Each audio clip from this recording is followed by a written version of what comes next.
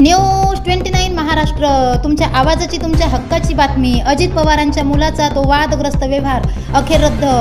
चूक नेमकी कुणाची?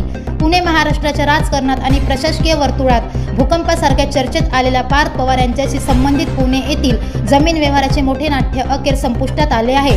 40 एकर महार वतन जमिनीच्या या वादग्रस्त व्यवहारावर विरोधकांनी आवाज उठवताच उपमुख्यमंत्री अजित पवार यांनी स्वतः हस्तक्षेप करत हा व्यवहार रद्द करण्याची घोषणा केली आहे।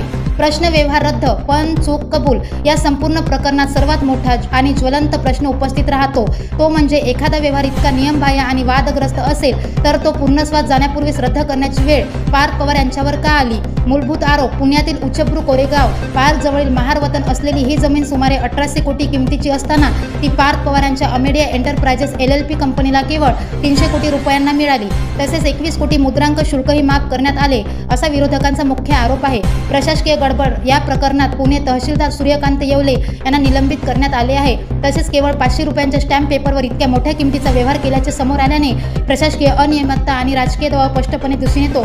42 कोटीचा दणका आता कोण भरणार? व्यवहार रद्द झाला असला तरी पार्थ पवार यांची कंपनी पूर्णपणे अडचणीतून बाहेर आलेली नाही। जिल्हा निबंधकाच्या माहितीनुसार हा व्यवहार रद्द करण्यासाठी रुपये 21 कोटी आणि दंडासहित एकूण सुमारे 42 कोटी रुपये मुद्रांक शुल्क भरावे लागणार आहे।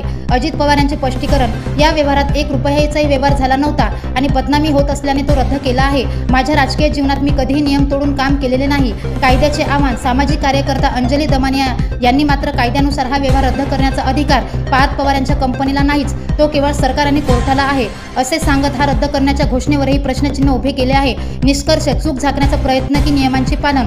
पार्थ पवार यांचे या कंपनीत 99% भागीदारी असतानाही त्यांच्यावर थेट गुन्हा दाखल झालेला नाही, मात्र त्यांच्या भागीदारावर FIR नोंदविण्यात आला आहे। व्यवहार रद्द करण्याची घोषणा करून अजित पवार यांनी राजकीय तोटा कमी करण्याचा प्रयत्न केला असला तरी सरकारी मालकीची आणि प्रतिबंधित असलेली जमीन नियमबाह्य पद्धतीने खरेदी करण्याचा प्रयत्न झाला या आरोपाला बळकटी मिळाली आहे।